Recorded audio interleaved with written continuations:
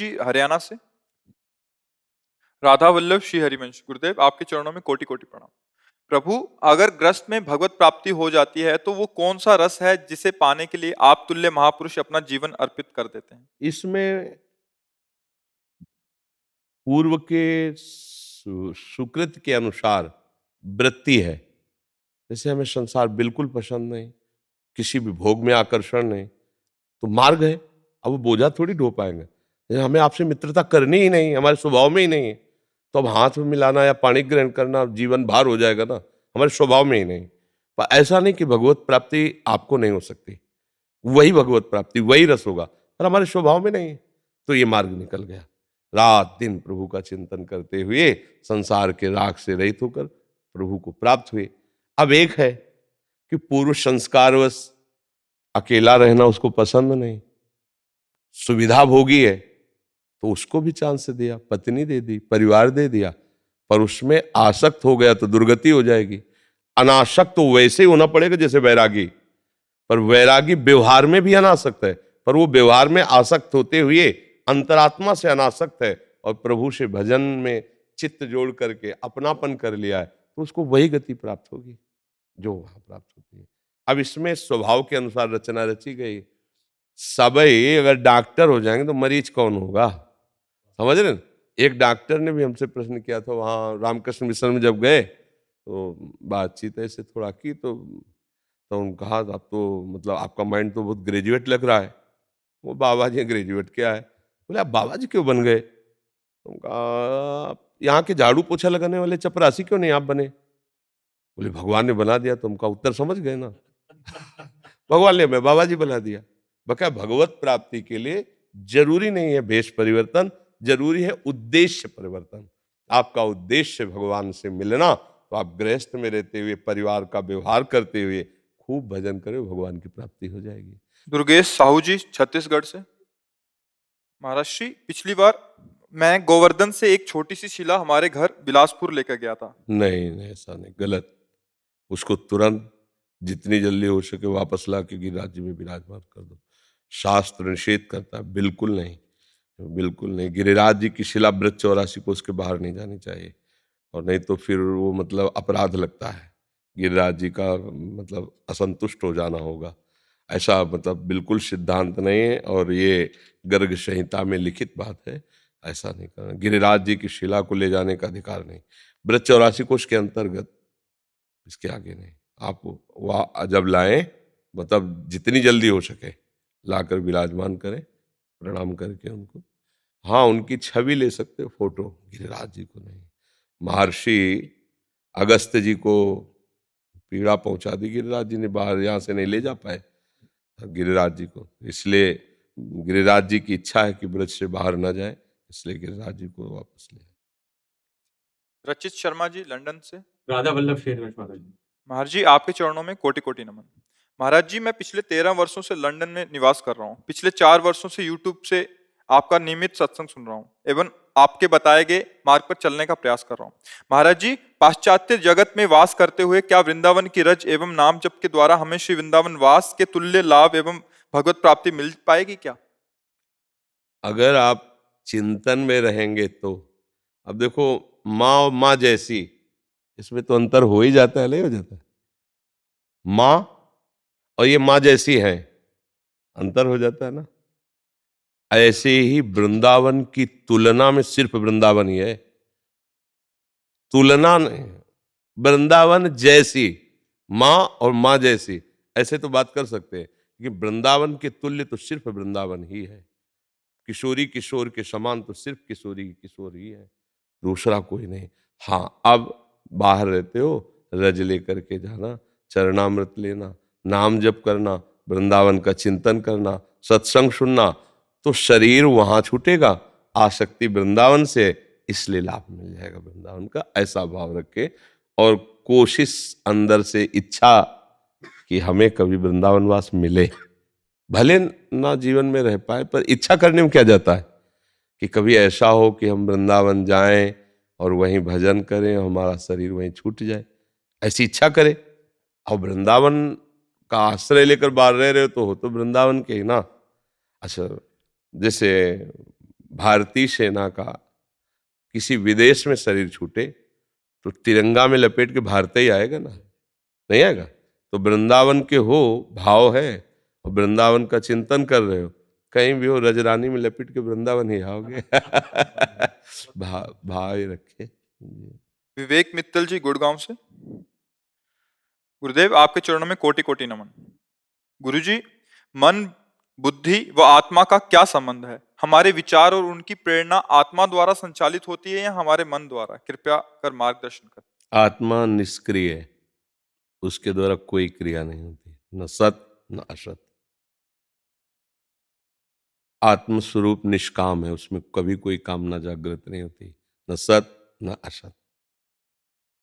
जैसे लोहे का चुंबक हो ना, हम ऐसे रख दें और ऐसे लोहा हो उसके अनुपात के अनुसार, तो हम जैसे चुंबक करेंगे वैसे नाचेगा। पर चुंबक की ये इच्छा नहीं कि लोहा नाचे, चुंबक की इच्छा नहीं कि लोहा आकर्षित हो। ऐसे ही आत्मस्वरूप अचाह है, निष्काम, पर भारी पावर है, भारी पावर। मतलब भगवान ही आत्मस्वरूप से है ना, भारी आत्म तत्व में पावर, उसके पावर से मन, बुद्धि, चित्त, अहंकार, इनमें स्फुरण होता है, चेतनता होती है।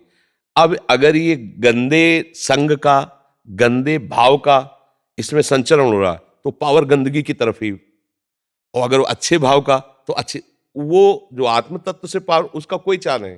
जैसे चुंबक की कोई चाह नहीं, ऐसे वो आत्म तत्व की कोई चाह नहीं, और उसका हाई भी पावर है, हाई पावर। आध्यात्मिक शक्ति गिर रही है अंतःकरण के ऊपर, मन, बुद्धि, चित्त, अहंकार उसी से प्रकाशित हो रहा है, पावरफुल हो रहा है।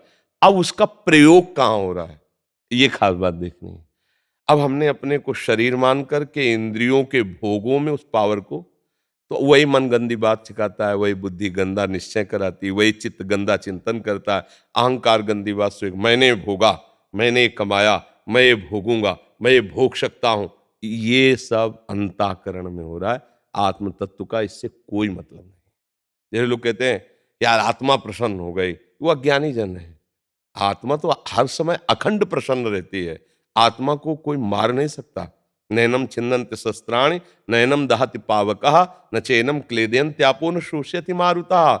ना आग जला सकती है, आत्मा को आग नहीं जला सकती, शरीर को जला सकती है। अस्त्र शरीर को भेद सकते हैं, कोई भी गोली आत्म तत्व को नहीं। आज तक कोई भी एक्सर आत्म तत्व को नहीं पकड़ पाया। आत्म तत्व क्या मन को नहीं पकड़ के, देखो ये मन जा रहा है, ऐसा कहीं पकड़ पाया?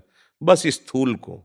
तो आत्म तत्व सबका प्रकाशक है, उसी के प्रकाश में अब आप क्या करते हैं ये बात है। उसी के सुधार के लिए सत्संग है, शास्त्र स्वाध्याय, कि आप अपने बल से मन को रोकिए, गलत आदतों में न जाए, अच्छी आदत तो आपको आनंद आने लगेगा। और इसका आंतरिक रहस्य है कि जिस समय आप सही माने में धर्म से चलेंगे और भगवान का नाम जप करेंगे तो इनका स्फुरण बंद हो जाएगा। जो मन बुद्धि का है ना, जो स्फुरण होता है ना गलत, ये शांत, जहां शांत हुआ, तो जैसे निर्मल जल, शांत जल, हलचल रहित जल, तो नीचे क्या दिखाई देगा, सो आपको आत्मस्वरूप का बोध हो जाएगा। जहां बोध हुआ तो ऐसा आनंद, ब्रह्मभूता प्रसन्नात्मा न सोचति न कांग, कोई चाह नहीं, कोई सोच, अपार आनंद। उसी आनंद में तो संत महात्मा परमहंस डूबे रहते हैं। समझ में आई बात? पूनम जी फरीदाबाद से। श्री हरिवंश महाराज जी, आत्मा, जीवात्मा और परमात्मा में क्या अंतर है? एक ही बात है। एक आदमी, गरीब आदमी, कुछ पैसा कमाने के लिए रिक्शा खरीदा, पैसा से मेहनत, ए रिक्शा, खड़ा हो गया। वो रिक्शा तो नहीं ना, कुछ पैसा बड़ा टैक्सी खरीद ली, ए टैक्सी, वही जो रिक्शा कहने से खड़ा होता। अब उसे रिक्शा कौन नहीं खड़ा होगा, ए टैक्सी, वो टैक्सी से खड़ा हो गया। क्या वो टैक्सी है? क्या वो रिक्शा है? तो क्या वो जीवात्मा है? क्या वो अंश है? नहीं। स्वीकार करने के, रिक्शा स्वीकार करने के कारण रिक्शा, देह स्वीकार करने के कारण उसे जीव कहा गया, उसे अंश कहा गया। अगर इसका राग छोड़े तो जो है वही है। जानत तुम्हें तुम्हें हो जाई, सोई जाने जेह देहु जनाई, और जानत तुम्हें ब्रह्मविद ब्रह्मैव भवति। जहां आप अपने को जानोगे तो फिर और किसी को जानना बाकी नहीं रह गया, क्योंकि जो अपना है वही प्रभु है, जो आत्मा है वही परमात्मा है। उसको जीवात्मा शरीर के कारण, आत्मा को गाली दी जा रही समझो अगर जीवात्मा कहा गया। जैसे किसी रिक्शा वाले को ए रिक्शा, खड़ा हो गया, कितना बड़ा अपमान हो, वो रिक्शा है पर वो भी खड़ा हो जाता है, क्योंकि रिक्शा वो चालक ना बन करके रिक्शा में तदात्म हो गया है। तो रिक्शा रिक्शा तो एक सवारी को कहते हैं ना, जिसमें सवारियां बैठती हैं, पर वो अपने को मान के खड़ा हो जाए, हाँ जी बोलिए, तो बोले तुम रिक्शा है क्या? अगर उसे पूछे तू रिक्शा है क्या, कहेंगे नहीं, रिक्शा हमारा जीवन यापन करने का है, अब रिक्शा बोला तो इसीलिए खड़े हो गए। बस ऐसे ही उस परब्रह्म परमात्म तत्व को मानो बहुत गंदा बोला जा रहा है, जीवात्मा, क्योंकि देह भाव को स्वीकार करने के कारण वो जीव कहा गया। नहीं है कौन वो?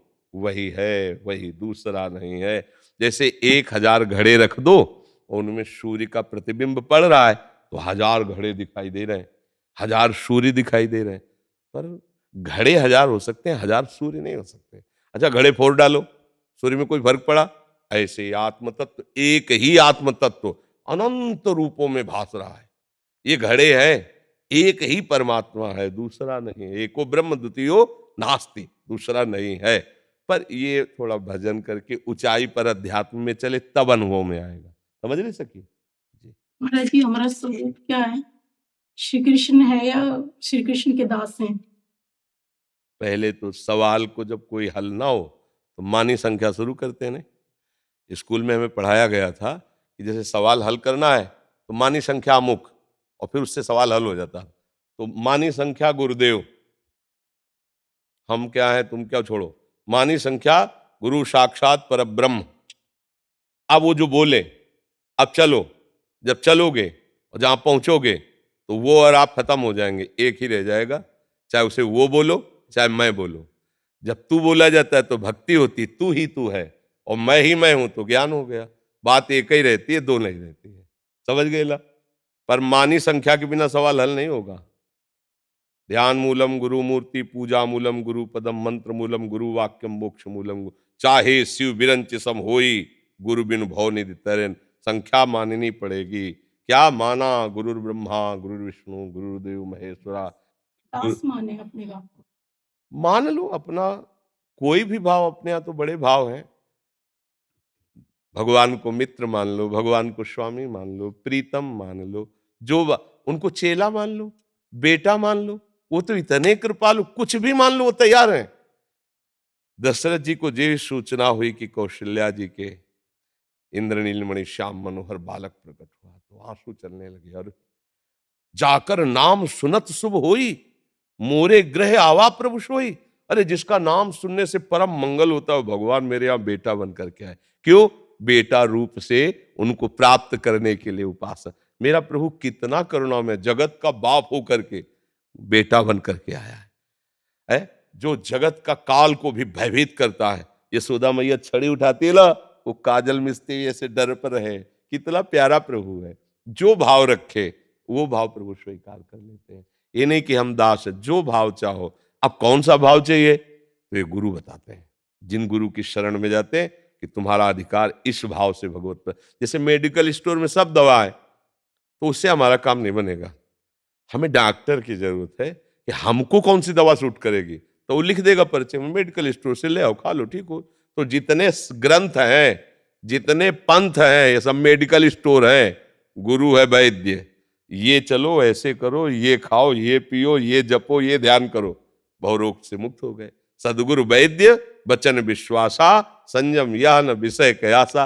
अब मनमानी मेडिकल स्टोर में खाओगे तो हो सकता मर भी जाओ, क्योंकि अब कौन सी दवा कहाँ चली गई, क्या रिजेक्शन कर जाए। इसलिए जैसे डॉक्टर की अत्यंत अनिवार्यता है रोग निवृत्ति के लिए, ऐसे भवरोग की निवृत्ति के लिए गुरु की अनिवार्य आवश्यकता है।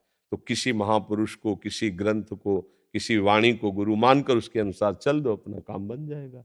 हम जो हैं वही पता चल जाएगा। अच्छा, ये ऐसी चीज तो है नहीं कि ये देखो, प्राकृतिक चीज तो है नहीं। जो वस्तु है वो मन बुद्धि के भी परे है। अब हर चीज हम मन बुद्धि से जानते हैं, तो मन बुद्धि प्रकृति जन्य तो दिखा सकती है, लेकिन परमात्म तत्व को, क्योंकि उसी से उसको प्रकाश मिल रहा है, वो अपने प्रकाशक को कैसे दिखा दे।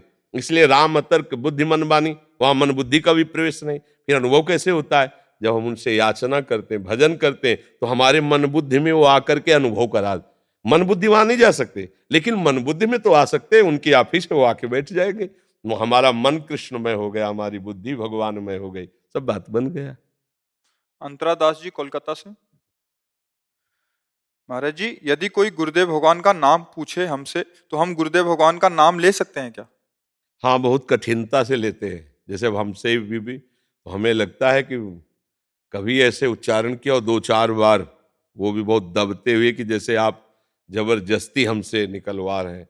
तो प्रातः स्मरणीय परम पूज्य श्री महाराज, मतलब एक ऐसा लग रहा है कि जबरदस्ती बुलवाया जा रहा है, नहीं तो हृदय में नाम लेने की सामर्थ्य नहीं रह जाए। सच्चा शिष्य अपने गुरुदेव का नाम ऐसे कि जय हो प्रेमानंद महाराज, ऐसे तो वो निश्चित वो बाहरी है, वो शिष्य नहीं हो सकता। क्योंकि वो ऐसे कैसे बोलेगा, वो लड़खड़ा जाएगा कि परम पूज्य प्रातः स्मरणीय हमारे जीवन धन पूज्य, मतलब ऐसा लगे बोलो बोलो ना, ऐसे तब वो बोल पाए, बहुत आदर से, बहुत हिचकते हुए। अंदर तो उन्हीं के हम दिए हुए नाम को जप रहे हो, वही जीवन, पर बाहर उनका नाम उच्चारण करने के लिए एक हिचक सी होनी चाहिए, और ये होना ही चाहिए। समझ रहे? बार बार पूछने से ना मैं मोबाइल से मतलब आपकी छवि दिखा देती हूँ, मतलब मुंह से नहीं लेती ना। अगर कभी बोलना पड़ता है तो उसमें थोड़ा सम्मानी शब्द लगा करके और किसी को बता दे, कोई उसमें हर्ज नहीं है। अब जैसे हमें लगता है कि हमसे किसी ने पूछा ही नहीं आज तक तुम्हारे गुरु का क्या नाम है।